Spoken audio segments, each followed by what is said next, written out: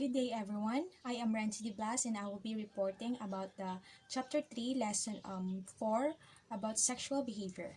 Sexual behaviors in children are common, occurring in 42 to 70% of children by the time they reach 13 years of age.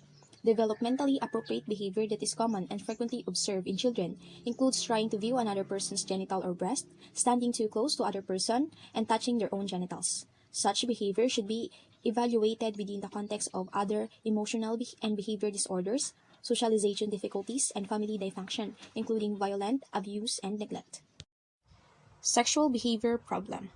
Sexual behavior can be solitary or involve other persons, and may or may not involve sexual contact.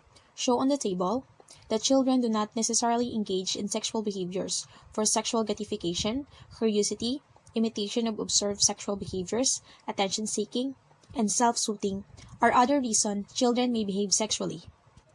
In general, sexual behavior that are solitary or touching one's own genital or that do not involve contact like trying to view another person's genital or breast are common and frequently observed.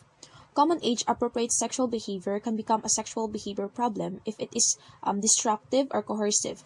For example, a 3-year-old boy who touches his genitals several hours a day and cannot focus on other tasks is displaying a normative behavior with abnormal persistence and frequency.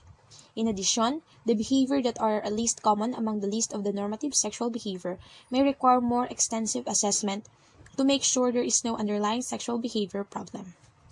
Sexual behavior can be promoted or modified by several factors: normal development, parent reaction to the behavior, changes in family stressor, and access to sexual material. For example, recent technologies such as the internet, chat rooms, and texting has expanded the way children are exposed to sexually explicit information. Contemporary television and music provide more frequent exposure to sexual material. There are an average of 8 sexual acts per hour on television, an increase more than fourfold since 1976. However, sexual behavior that is developmentally inappropriate requires an evaluation of additional factors, such as conduct and behavior disorder in the child, and violence, abuse, and neglect in the home.